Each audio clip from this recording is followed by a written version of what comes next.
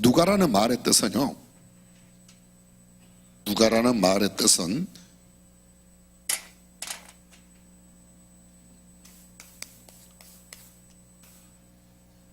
공동번역에는 뭐 루카스, 이렇게 또 캐톨릭에서도 루카 이렇게 표현하는데, 뭐 루카스나 누가는 다 똑같은 말입니다. 원래 이 말의 뜻은 빛나다, 빛을 주다, 뭐 이런 여러 가지 뜻이 있습니다. 빛나다.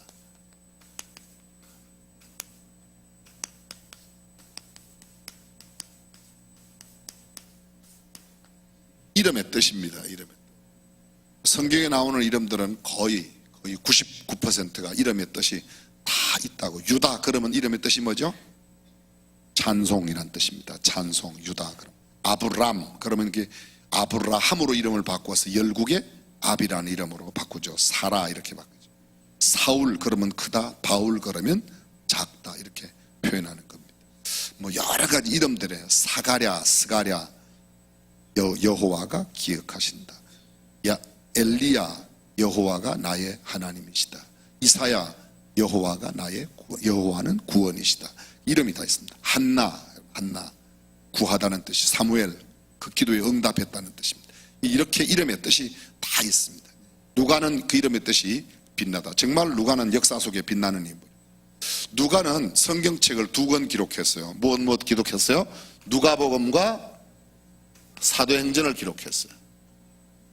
누가복음과 사도행전 2권을 기록했습니다. 누가복음은 24장까지, 사도행전은 28장까지 도합 52장인데 신약성경 가운데서 마태는 한 권, 마가는 바울이 제일 많이 기록했어요. 바울이 13권을 기록하였고요. 그 다음에 요한이 5권을 기록했어요. 요한복음과 요한 1, 2, 3서 요한계시록. 그렇게 해서 요한이 기록한 책이 요한복음 21장, 요한계시록 22장, 요한일서 5장, 요한 2서 1장, 요한 3서 1장 그렇게 했습니다. 근데 분량으로 따지면 두 번째로 많이 기록한 사람이 누가예요. 누가는 52장을 기록했는데 누가복음이나 사도행전이 분량이 상당히 길죠. 누가복음을 통해서 누가는 예수님의 인간으로 오신, 인자로 오신 예수님을 표현하고 있고, 사도행전을 통해서는 바로 예수님 부활 승천하신 이후 복음이 세계 각지로 퍼져나가는 그런 복음 역사서, 신약성경의 역사서는 사도행전인데 그 역사서를 기록했다고 이렇게 성경은 말합니다. 누가복음 1장을 한번 찾아보겠습니다. 누가복음 1장 1절부터 봅니다. 누가복음 1장 1절부터 보겠습니다. 땡큐, 감사해요. 누가복음 1장 1절 함께 읽습니다. 누가복음 1장 1절 시작. 우리 중에 이루어진 사실에 대하여. 누가가 우리 중 이스라엘 백성들 가운데 이루어진 사실, 그게 곧 예수님 이야기입니다. 그 다음에요, 처음부터 말씀의 목격자 되고, 자, 저를 잠깐 주목해 주십시오. 처음부터 말씀의 목격자가 되고, 말씀을 본다, 말이 안 맞죠, 그죠? 말씀을 들은, 처음부터 말씀을 들은 나도 이렇게 말해야 되는데 처음부터 말씀의 목격자 되었다고 이렇게 말해요. 그 말은요, 본다는 말과 목격자 되었다는 말은 똑같은 말이에요. 듣는다는 말로 안 쓰는 것은, 예수님은 말씀으로 계셨어요. 요한복음 1장 1절 태초에 말씀이 계시니라. 이 말씀이 곧 하나님이라고 그러죠. 말씀이, 그 말씀이 육신을 입고 이 땅에 오셨어요. 예수님이 오셨어요. 그 예수님을 본 것은 곧 말씀을 본 것이에요. 예수님의 말씀을 듣는다, 말씀을 들었어요. 그렇게 말씀의 목격자 되었다는 말은 예수님 로고스의 목격자가 되었다. 로고스가 육신을 입고 이 땅에 오신 분이 예수님이세요. 그분이 태초에 말씀이 계시니라. 이 말씀이 하나님과 함께 계신 이 말씀은 곧 하나님이시니라. 그 하나님이신 말씀이 육신을 입고, 요한복음 1장 14절 말씀이 육신이 되어 우리 가운데 거하시며 우리가 그의 영광을 보니 독생자의 영광이다. 예수 그리스도를, 우리 가운데 이루어진 그 일에 대해서 예수님을 처음부터 그 일의 목격자 된 사람들의, 그 다음에 계속해서요, 시작.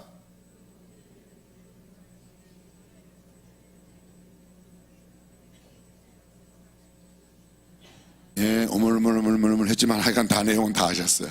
말씀의 목격자 되어서 그 모든 것을 기록하려고 했던 사람들이 참 많은데 그 모든 일을 근원부터 자세히 알고 있는, 그러니까 예수님께서 이 땅에 오심에 대해서 잘 알고 있는 사람이 누구예요? 누가란 말이죠. 누가 말고도 그런 사람들이 많은데 누가가 그 내용을 잘 알았죠. 저를 잠깐 주목해 주십시오. 예수님의 출생의 기록을 담고 있는 책이 마태와 누가예요. 그런데 마태보다도 마태는 마리아에 대해서, 요셉에 대해서 이야기를 합니다. 요셉에 대해서. 마태복음 1장 18절, 요셉은 의로운 사람이라 이를 드러내지 아니하고 가만히 있건 요셉 이야기를 해요. 근데 누가복음에는 보게 되면 예수님이 오시기 이전 먼저 침례 요한에 태어나는 이야기가 있고, 누가복음 1장에, 그리고 누가복음 1장 25절 이하에 가면 그 침례 요한을 잉태했던 사가랴와 엘리사벳 이야기 다음으로 곧바로 산중에 있는 마리아 이야기를 합니다. 마리아 이야기를. 그리고 천사가 마리아에게 가서 은혜를 받은 자여 평안할지어다, 내게 잉태된 자는, 그리고 예수님의 잉태, 소위 수태고지, 수태를 고지한다, 알린다는 거죠. 고지서 그게 고지란 말이에요. 그 알려주는 이야기가 있고, 처음에 마리아가 듣고 놀라, 천사의 방문을 듣고 놀라 가로되 이런 인사가 어찌함인고 나는 사내를 알지 못하는데 내가 어떻게 무슨 애를 갖느냐, 그런 말이죠. 근데 그 천사가 나실바 거룩한 자는 이스라엘의 왕이 되고 구원자가 되고 그분이 위대하고 크신 분이 되고 인류의 구세주라 이야기를 하니까 그 이야기를 다 듣고 뭐라고 그래요? 마리아가 주의 계집종이니 말씀대로 내게 이루어지다. 그 마리아에게 잉태되는 상황까지를 다 설명하고 그 이후에 아기 예수의 나심에 대해서 이야기를 하는 겁니다. 시대적인 배경 2장 1절 보면 그때 가이사 아구스토가, 가이사란 말이 시자예요. 시자. 가이사라는 말을 영어로는 시저 황제 있죠. 로마의 황제가, 아구스토 황제가 천하로 다 호적을 하라고 할 때에 그때 요셉도 다윗의 집 족속인 고로 그 안에 약혼한 마리아를 데리고 베들레헴으로 호적을 하러 가는 겁니다. 호적하러 갔다가 애를 낳았는데 여관에 누울 것이 없어서 강보에 쌓여 구유에 누웠다, 그렇게 이야기가 나오죠. 그래서 이 예수 그리스도 이 땅에 오심의 이야기를 누구보다도 자세하게 살핀 사람 가운데 한 사람이 누가인데, 그 내용을 근원부터 자세히 미루어 살핀 나도, 붓을 들어 쓰려고 했던 많은 사람들 가운데 나도 이것을 데오빌로 각하에게, 데오빌로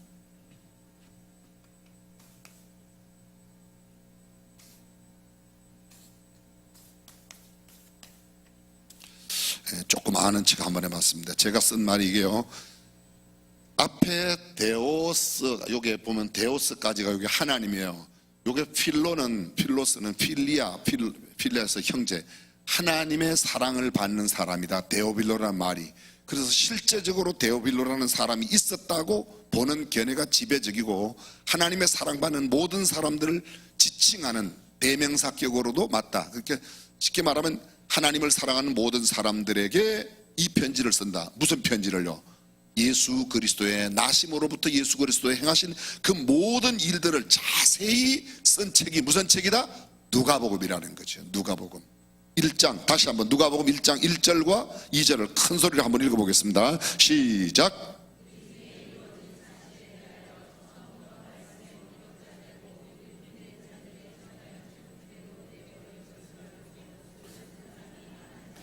3절요. 그 모든 일을 근원부터 자세히 미루어 살핀 나도 데오빌로 각하에게 차례대로 써보내는 것이 좋은 줄 알았노니 이는 각하로 그 배운 바의 확실함을 알게 하려 함이라.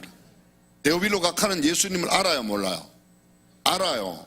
이는 각하로 그 배운 바의 확실함을, 이미 배웠지만 그것을 제가 확실하게 알려주기 위해서 이것을 씁니다. 그 내용이 누가복음이라는 것이죠. 그 모든 일을 근원부터 자세히 미루어 살핀 나도 데오빌로 각하에게, 각하라는 표현 지난번에 설명을 한번 드렸던 기억이 있습니다. 각하는 누구에게? 아주 높은 지위에 있는, 적어도 로마의 기사계급 이상, 굉장히 높은 분들입니다. 요사이 군대로 말하면 장군급 이상 되는 아주 굉장히 높은 지위에 있는 사람에게 이야기하는데, 그 사람의 특징은 하나님의 사랑을 받는 자다. 하나님의 사랑을 받는 자다. 우리가 아까 사랑받는 의원 누가라는 표현을 골로새서 읽었는데요, 누가 역시 하나님의 사랑을 받고 사람의 사랑을 받았어요. 바울의 사랑을 받았어요. 바울은 평생 몸이 안 좋았고 특별히 안질이 있었다고 하는 그런 기록들이 있습니다. 근데 그런 거를 옆에서 도와준 사람, 끝까지 함께 했던 사람 누가가 있는데 그 누가가 데오빌로에게 편지 씁니다. 자, 사도행전 1장으로 가보겠습니다. 사도행전 1장 1절 보겠습니다. 사도행전 1장 1절.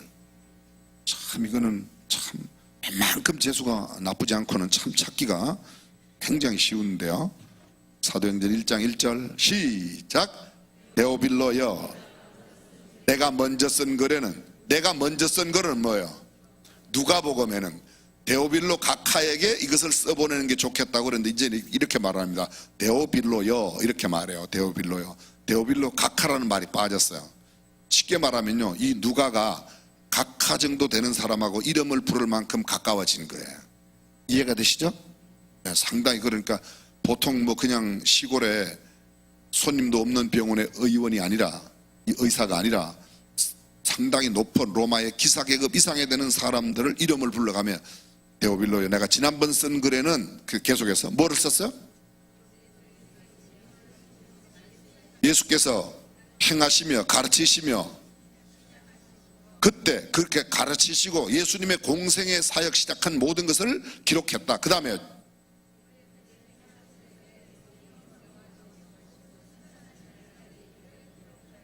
지난번에는 예수님이 부활하여 성천한, 그 누가복음 24장에 보면 엠마오로 내려가는 이야기가 있고, 그래서 예수님 부활 성천하신 이야기까지 기록했다. 쉽게 말하면 이제부터 속편을 쓴다는 겁니다. 누가복음의 속편, 그게 사도행전이고, 사도행전은 예수님 성천하신 이후에 일어난 일을 기록하는 겁니다. 그 다음 구절 계속해서 시작.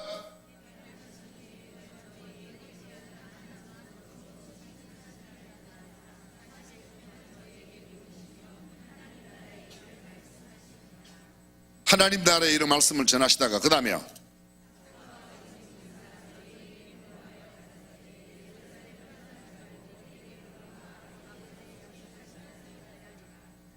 요한은 물로 침례를 베풀었으나 너희는 몇 날이 못되어 성령으로 침례를 받으리라 하셨느니라. 예수님이 성천하시게 너희는 예루살렘을 떠나지 말고 아버지의 약속하신 것을 기다리라. 이제 곧 성령이 임할 거다, 그렇게 이야기하는 겁니다. 그리고 저를 잠깐 주목해 주세요.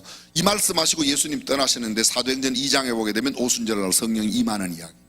성령이 임하면 어떻게 되는가? 사도행전 1장 8절에 오직 성령이 너희에게 임하시면 너희가 권능을 받고 예루살렘과 온 유대와 사마리아와 땅끝까지 이르는 내 증인이 되리라. 그렇게 예언한 말씀 그대로 이루어진 내용이 사도행전 2장 1절에 이루어진 겁니다. 나머지 내용들은 제가 잠깐 그냥 생략하고 그대로 보면, 자, 여기를 잠깐 주목해 주십시오. 누가는 누가복음과 사도행전을 기록했습니다. 누구에게 기록했습니까? 데오빌로에게 썼습니다.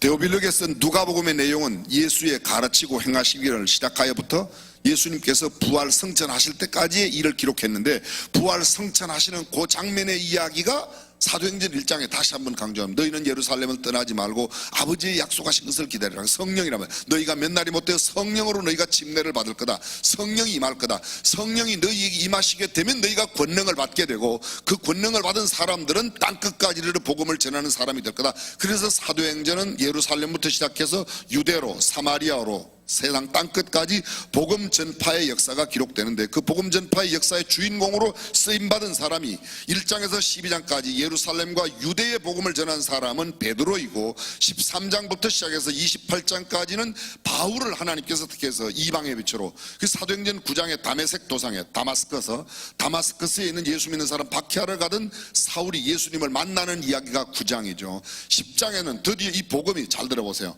복음이 예루살렘에서 유다를 지나서 사마리아로 가는 겁니다. 사마리아로 가는 것은 8장에 보면 7장에 스데반의 이야기가 나오고 8장에 빌립이 사마리아로 광야로 나가서 광야에서 간닥의 여왕의 국고를 맡은 에티오피아 아프리카 흑인 간닥의 여왕의 국고를 맡은 내시를 만나서, 장관입니다. 재무장관 내지는 청와대의 경제수석 같은 사람을 만나서 그가 복음을 전하는 이야기. 그 복음은 이미 사마리아로 갔습니다. 그리고 그 이후 안디옥을 거쳐서 세계 각지로, 전 세계로 퍼져나가는 이야기가 이루어집니다. 이 모든 일을 기록한 사람이 누가라는 거예요. 그 누가는 굉장히, 누가의 필치를 보면 누가는 굉장히 섬세하고 의사다운 면모를 볼 수 있고, 누가는 굉장히 질서 있게 초대교회의 예수님에 관한 일들과 복음 전도의 역사를 잘 기록하고 있는 인물이라고 생각할 수 있다는 겁니다.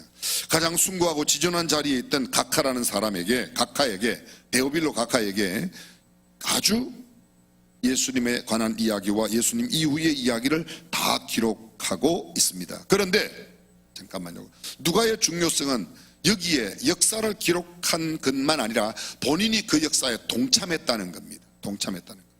1차 전도 여행 때는 바나바와 바울이 요한 마가를 데리고 가요. 요한 마가는 지난번에 한번 공부한 적이 있는데요. 마가는 헌신은 잘 돼 있지만 위험한 일만 있으면 도망가는 사람이 마가라고 그랬어요. 기억나시죠?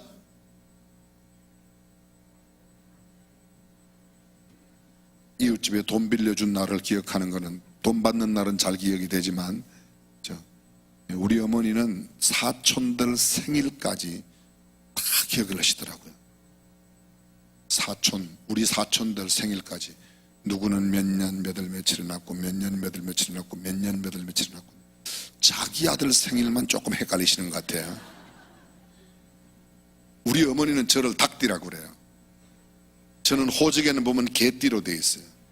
호적에는 58년 개띠로 돼 있어요. 우리 어머니는 제가 닭띠라고 그래요. 근데 저보다 나중에 태어난 사람은 닭띠 1월생이고 저는 닭띠 11월 생이래요. 근데 나중에 태어난 사람이 1월달로 돼 있으니까 저는 아무래도 닭띠가 아니고 병신년 원숭이띠 같은데, 저는 지금까지 어디 가면 항상 병신년 원숭이띠라고 주장하는데, 우리 어머니는 저들은 너는 닭띠라고 그러는데, 사촌들 생일 기억하시는 거 보면 우리 어머니가 맞는 것 같고, 호적을 암만 들다 봐도 저보다 늦게 태어난 애가 57년 1월달로 되어 있는 거 보면 저는 56년 11월달이 틀림없는 것 같고, 그래서 헷갈려서 잘 모르겠어요. 그냥 사는 대로 살다가 죽으려고 그래요. 생일은 11월 14일이 맞는 건 틀림없는 것 같아요. 그거는. 근데 연도는 잘 헷갈려요. 좌우간. 그냥 그 나이는 자꾸 묻지 마세요. 그죠? 나이는 안 묻는 게 예예요. 그죠? 저는 다 이실직고해가 다 앞으로 냈어요. 저는 호직에는 1958년 11월 14일로 돼 있어요. 사람들이 궁금한 건, 네가 그러면 58년을 기준으로 삼을래? 57년으로 할래? 네가 주장하는 56년으로 할래? 그건 저도 모르겠어요. 우리 교회 어떤 장로님은 이런 이야기 하면 그래. 그때 목사님이 태어날 때 몇 년 몇 월며칠 태어난 거 압니까? 그게 어른들의 이야기니까 호적에 있는 대로가 맞습니다. 또 그 말 들으면 그게 맞는 것 같아요. 근데 기자들은 뭐라고 그러는가 하면, 목사 나이가 왔다 갔다 하면 나중에 오해를 받으니까 아예 처음부터 이야기를 해서 56년, 57년, 58년이니까 가운데 57년으로 합시다. 그래서 또 그 사람은, 기자는 저들 57년이라고 해서 어디 나가는 건 꼭 57년으로 나가요.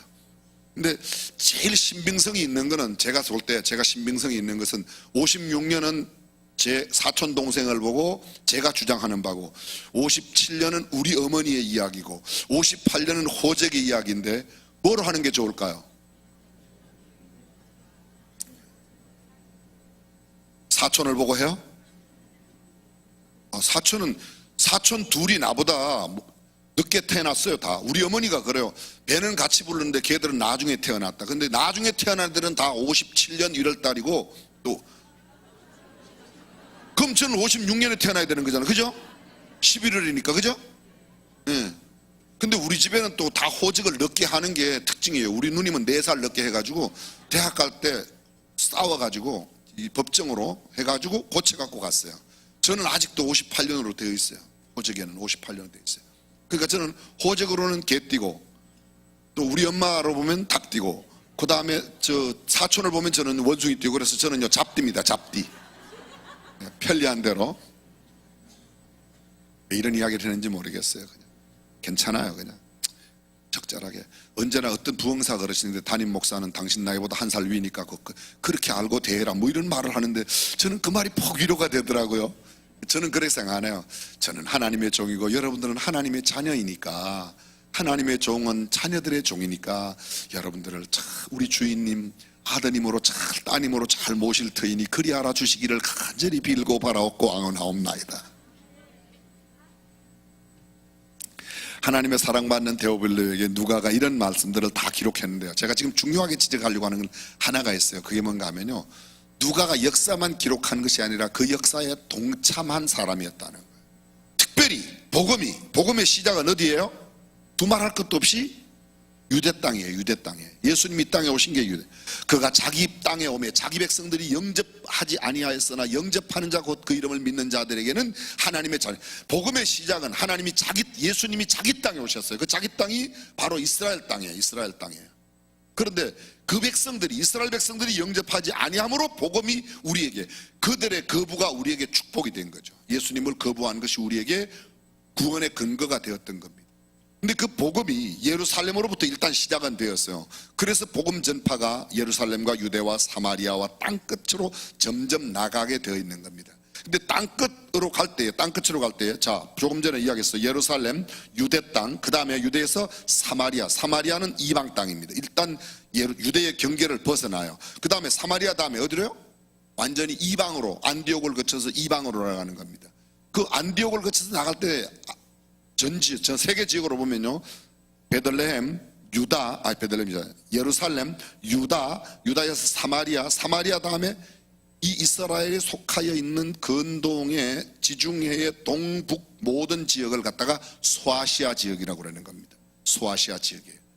그 소아시아 지역, 그리고 그 아시아 지역에서 복음이 흥왕했었어요. 1차 전도여행의 모든 지역은 아시아입니다. 근데 바울이 2차에도 또 아시아로 가려고 그랬는데 밤에 꿈에 들어와서 꿈을 꾸는데 마게도냐 사람이 꿈에 나타나서 손짓하는 겁니다. 마게도냐 사람. 마게도냐는 유럽이에요. 마게도냐는. 지금도 마게도냐라는 지역이 있어요, 없어요? 있어요. 어디에 있어요? 그리스의 북동부 지역을 모두 마게도냐라고 그래요. 나라는 없어졌어요. 그게 메시도니아, 마게도냐. 그 마게도냐 사람이 꿈에 나타나서 바울 보고 와서 우리를 도와달라고 합니다. 이게 메시도니안 비전이라고 해서 환상이라고 그러는 겁니다. 근데 거기에 지금 그리스, 마게도니아 이렇게 되어 있는데 거기 그리스, 마게도니아가 모두 다 유럽 지역이에요. 유럽 지역이에요. 여러분 이스탄불 가면, 터키 이스탄불을 무슨 지역이라고 말하면 유라시아 지역이라고 그래요. 유럽과 아시아가 접하는 지역이에요. 터키는 전체 국토의 97%가 아시아예요. 3%가 유럽이에요. 그런데 EU에 들어가려고 그래요. 그 경제는 3% 지역에서 97%가 움직여지고 나머지 97% 지역에서 3%가 움직이는 겁니다. 근데 유럽에서 경제 활동이 97% 이러니까 땅은 3%밖에 안 되지만 유럽에 자꾸 EU에 가입하려고 그러는데 EU에 가입 못하는 이유가, 터키가 가입 못하는 이유가 거기에 IS를 비롯한 이슬람 국가이기 때문에 유럽에서 이슬람 국가를 안 좋아하거든요. 그래서 안 들이보내는 겁니다. 근데 그 바로 유라시아 지역, 배 타고 건너가면 이쪽에는 유럽, 이쪽에는 아시아예요. 들어와는 아시아의 끝지역이고 유럽에 들어가서 첫 번째 성이 빌립보라는 겁니다. 빌립보는 첫 번째, 들어갈 때 첫 번째 발렌데란 말이 아니고 유럽에서 당시에 가장 큰 성이 빌립보였다는 겁니다. 그 복음이 전파될 때 당시만 해도 벌써 빌립보가 20만이 넘는 큰 대도시였다는 거죠. 그 시대에 20만은 어마어마한 도시예요. 근데 그런 도시에 복음이 전해갑니다. 그 복음이, 그러니까 자 보십시오. 예루살렘, 유대, 사마리아, 아시아에서 언제? 어디로? 유럽으로 가는 겁니다. 유럽으로 갈 때 유럽으로 복음을 전파하기 위하여 바울이 가는데 그 바울 일행에 누가 있는가 하면 누가가 있다는 거예요. 사도행전 16장으로 가보겠습니다. 사도행전 16장. 사도행전 16장. 사도행전 16장은 15장 다음에 나와요. 16장. 제가 조금 빨리 보겠습니다. 1절부터 8절까지 보겠습니다. 바울이 더베와 루스드라에도 이르며 거기 디모데라는 제자가 있으니 그 모친은 믿는 유대자요 부친은 헬라인이라. 디모데는 루스드라와 이고니온에 있는 형제들에게 칭찬받는 자는 바울이 그를 데리고 떠나고자 할세 그 지경에 있는 유대인을 인하여 그를 데려다가 할례를 행하니 이는 그 사람들이 그의 부친은 헬라인인 줄 다 알미러라. 여러 성으로 다녀갈 때 예루살렘에 있는 사도와 장로들의 작정한 규례를 저희에게 주어 지키게 하니 이에 여러 교회가 믿음이 더 굳어지고 수가 날마다 더하니라. 6절. 성령이 아시아에서 말씀을 전하지 못하게 하시거늘. 제가 방금 설명드렸어요. 부르기아와 갈라디아 땅으로 다니가 무시아 앞에 이르러 비두니아로 가고자 했을 때 예수의 영이 허락하지 아니한지라. 성령 예수의 영. 이렇게 8절. 무시아를 지나 드로아로 내려갔는데, 드로아는 항구 도시예요. 9절 함께 읽습니다. 밤에 환상이 바울에게 보이니 마게도냐 사람 하나가 서서 그에게 청하여 가로되 마게도냐로 건너와서 우리를 도우라 하거늘 바울이 이 환상을 본 후에 우리가 10절 여기 중요합니다. 바울이 이 환상을 본 후에 우리가 곧 마게도냐로 떠나기를 힘쓰니. 고전에 보시면 8절 무시아를 지나 드로아로 내려갔는데 밤에 환상이 바울에게 보이니 마게도냐 사람 하나가 서서 그에게 청하여 이르되 마게도냐로 건너와서 우리를 도우라 하거늘. 9절에 나오는 우리는 뭔가 하면요, 꿈에 보인 그 사람과 유럽 사람을 말합니다. 우리를 도우라. 마게도냐에 있는 우리를 와서 도와주라. 10절 바울이 이 환상을 본 후에 우리가 곧 마게도냐로 떠나기, 우리가 힘쓰는 겁니다. 바울과 함께 떠나는 사람이 우리라고 말합니다. 사도행전을 누가 기록했어요? 누가가 기록했어요. 그래서 바울이 가는데 우리가 라는 말은 그 바울 일행에 누가 들어있다는 거예요? 누가가 있다는 겁니다. 자, 저를 주목해 주십시오. 오늘의 마지막 포인트는 이것입니다. 복음이 아시아에서 유럽으로 갈 때 중심 인물은 바울이었습니다. 1차 전도행의 중심 인물은 바나바였어요. 근데 바나바는 마가를 데리고 구브로로 내려가게 되고 2차 전도행에 바울은 실라를 데리고 2차 여행을 떠납니다. 근데 2차 여행을 떠날 때 여기에 보면 실라도 함께 있었어요. 실라도. 근데 이름은 나타나지 않습니다. 주로 바울을 이야기하고 바울이 그 마게도냐의 환상을 보고 그쪽으로 갈 때 우리가 함께 바울과 함께 갔다는 거예요. 그 사람들이 빌립보에 가서, 여기 16장이 이제 빌립보거든요. 자, 그 다음 보십시오. 드로아에서 배로 떠나 사모드라게로 직행하여 이튿날 네아폴리로 가고, 우리가 지난번에 네아폴리 거기서 빌립보에 이르니 이는 마게도냐 지경의 첫 성이요. 이미 네아폴리, 사모드라게 이쪽이가 전부 다 그쪽으로 속하는 지역입니다. 유럽에 속하는 지역인데 여기 말하지 않고 거기를 그냥 지나갔고 결국은 어디로 갔다고요? 빌립보는 첫 성이다. 그 말은 빌립보는 당시에 유럽에서 제일 큰 성이라는 거예요. 그쪽으로 가서 복음을 전하게 돼요. 첫 성이요. 또 로마의 식민지라 이 성에서 수일을 유하다가 안식일에 우리가 기도처가 있는가 하여 문밖 강가에 나가 거기 앉아서 모인 여자들에게, 두아디라 성의 자주장사인 두아디라 성에, 두아디라는 어딘지 아십니까? 두아디라는요 아시아예요. 근데 지금 두아디라 성의 자주장사가 어디 와 있어요? 빌립보에 와 있어요. 빌립보에. 근데 이 빌립보에 와 있는 루디아라고 하는 하나님을 공경하는 여자가 있는데 이 여자는 첫째 하나님을 공경하는 여자입니다. 두 번째 무역하는 여자예요. 두아디라 아시아 지역에서 어디로? 유럽으로, 아시아와 유럽을 오가며 옷감 장사라는 겁니다. 자주 장사라는 말은 당시에 자줏빛, 황제들이 입는 옷 색깔이 자줏빛이에요. 여러분 황제의 빛깔 가운데 가장 많은 빛이 황금빛이고요. 그 다음에는 자줏빛이에요. 가끔 보면요, 네로 황제나 이런 쿠어바디스에 보면 이렇게 황제가 탁 도포 같은 거 쫙 긁고 이렇게 툭 나올 때 보면 그 빛깔이 자줏빛 보이셨죠? 그게 다 그때는 그게 굉장히 비싼 옷이에요. 아무나 서민들은 입지 못하는 겁니다. 그러니까 요새로 말하면요, 아주 고급 천을 갖다가 수출하는 여자가 누구였는가? 루디아였다는 겁니다.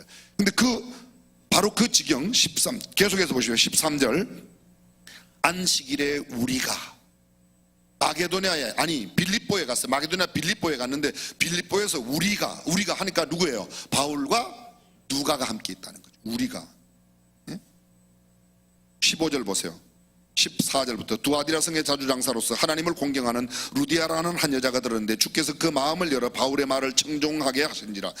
저와 그 집이 다 침례를 받고 우리에게 청하여, 루디아의 집에 초청을 받았어요. 누가요? 바울과 누가가 초청을 받은 거예요. 신라도 거기 함께 있었을 거예요.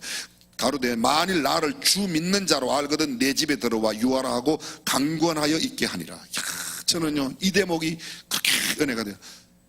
바울 선생님, 나를 만약 하나님 믿는 사람으로 안다면 우리 집에 꼭 한번 와서 신방을 해주시길 바랍니다. 이렇게 말하는 거예요. 그렇죠? 이 이야기가 그 이야기 아니에요. 그래서 그들이 갔다. 그 다음에 16절 또 읽습니다. 시작. 우리가 기도하는 곳에 가다가 저 많은 귀신 들린 여종 하나를 만나니 점으로 그 주인들을 크게 이해하게 하는 자라. 바울과 우리를 쫓아와서, 바울과 우리, 그러니까 바울 외에도 나 말고 또 누가 있어요? 신라도 있다는 말이에요. 누가 말고도 쫓아와서 소리질러 가로되 이 사람들은 지극히 높은 하나님의 종으로 구원의 길을 너희에게 전하는 자라.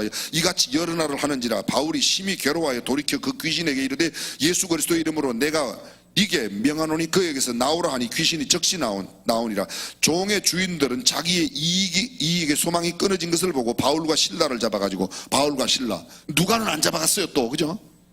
아마 제 생각에 저를 잠가보세요. 왜 누가는 안 잡아갔을까? 빌립보 감옥에 누가가 들어갔다는 표현이 있어요. 바울과 신라가 빌립보 감옥에서 밤중에 찬양했던 나오지, 누가는 거기 안 나오죠, 그죠?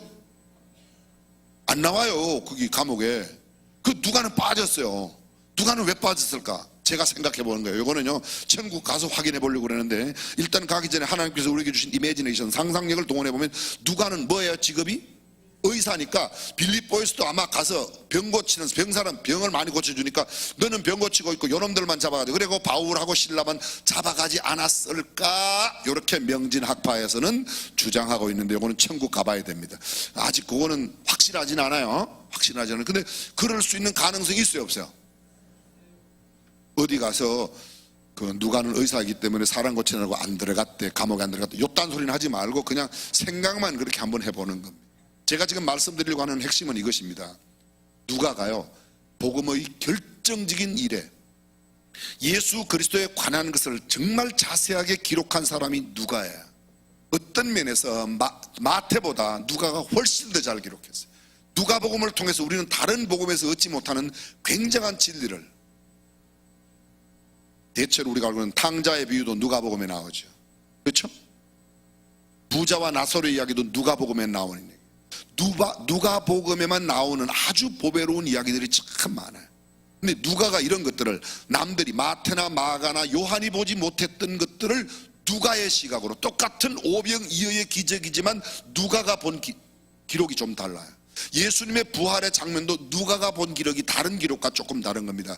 그래서 누가가 제공하는 예수님에 관한 또는 예수님의 가르침을 우리가 접할 수 있다는 것은 얼마나 누가가 하나님 앞에 귀하게 쓰임 받았는가를 알 수 있고, 뿐만 아니라 초대교회 복음의 역사가 어떻게 예루살렘을 떠나서 이방 로마에까지 가는가. 당대의 로마로 가면 하나님께서 로마를 통해서, 로마는 전 세계의 길을 닦아 놓았어요.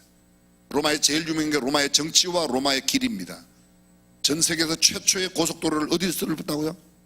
로마가 만들었어요. 로마가 엄청난 길을 뚫었어요. 지금도 로마의 옛성 바깥에 나오면 거기 그 디아라고 해갖고 통하다, 그 말이 라틴어에서 도로를 나타내는 거야. 도로를 나타내는 겁니다. 세계 최초의 고속도로 그대로 말뚝을 박아놨어요. 저 돌멩이 말뚝을. 여러분 이렇게 유럽에 가면 돌멩이 이렇게 네모 반짝반짝하고 이렇게 길에 쫙 깔아놓은 거 있죠? 그걸 보셨어요? 이 마차가 달리는 길인데요, 그게 그냥 돌멩이만 깔은 게 아니고 그게요, 이렇게 한 사방 10cm 되는 말뚝에 길이가 30cm예요. 길이 30cm 요만큼 요렇게 말뚝을 쫙 박아 놓은 거예요. 그러니까 그게 2000년이 지나도 그 도로가 아직도 남아 있는 거예요. 그냥 돌멩이만 위에 덮어 놓은 게 아니에요. 이렇게 1cm 두께, 2cm 두께의 돌멩이, 대리석을 깔아놓으면 깨져요. 그런데 30cm로 길이를 밑으로 박아 놓은 겁니다. 요만하게. 그게 지금 프랑스 파리에 가면, 옛날 구 파리시에 가면 그런 도로가 있어요. 새카만 돌로. 로마에 가면 그런 도로, 지금도 얼마나 길들이 많은지. 그 길이 세계 최초의 고속도로예요. 그때 고속도로는 자동차가 달린 게 아니고 마차가 달렸던 거죠. 근데 복음이 전파되는 모든 중요한 역사들을 이 누가가 다 기록하였습니다. 다음 누가가 어떻게 더 사역을 감당하는지는 다음 시간이 되겠습니다. 개봉박두. 기도하겠습니다.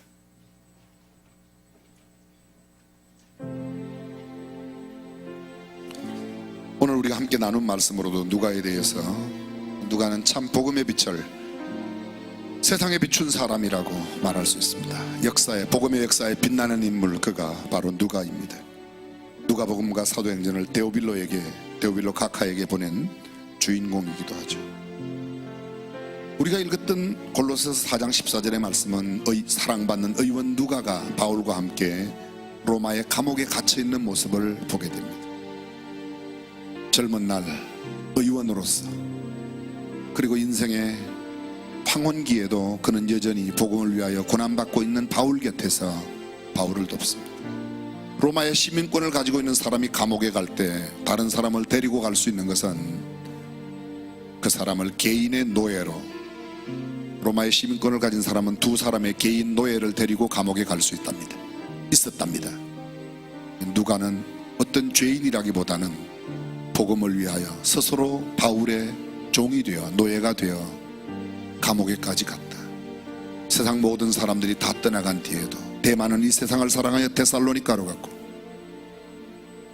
또 달마디아로 갈라디아로 다 떠나갔지만 누가만 나와 함께 있다. 끝까지 함께했던 인생의 좋은 길동무, 고난에 동참한 인물, 감옥에도 함께 갔던 인물, 바울 곁에는 빛나는 이 사람이 있었습니다.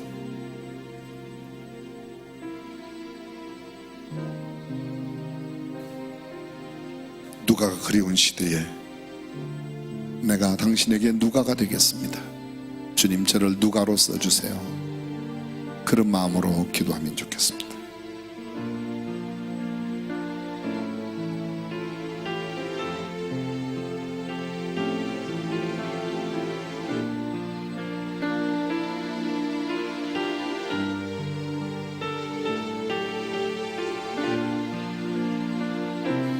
살아계신 우리 하나님 감사합니다. 추운 일기 가운데도 저희들을 건강으로 지켜주시고 세상 그 어떤 장소가 아닌 하나님의 말씀을 배우는 주의 전으로 불러주셔서 감사드립니다. 오늘 초대교회 복음의 역사에 존귀하게 쓰임받았던 하나님의 사람 누가를 저희들이 잠시 생각해 보았습니다. 참 이기적이고 자기 끝밖에 모르고 너무도 현실적으로 세상에 빠져 살고 있는 우리들, 누가를 통해서 도전받는 이 모습을 우리 모두가 잘 기억하여 그대로 우리도 삶에 누가처럼 살아가는 모습이 있게 하여 주시옵소서. 주의 권능과 능력으로 살아가는 우리가 되도록 주께서 축복해 주옵소서. 오늘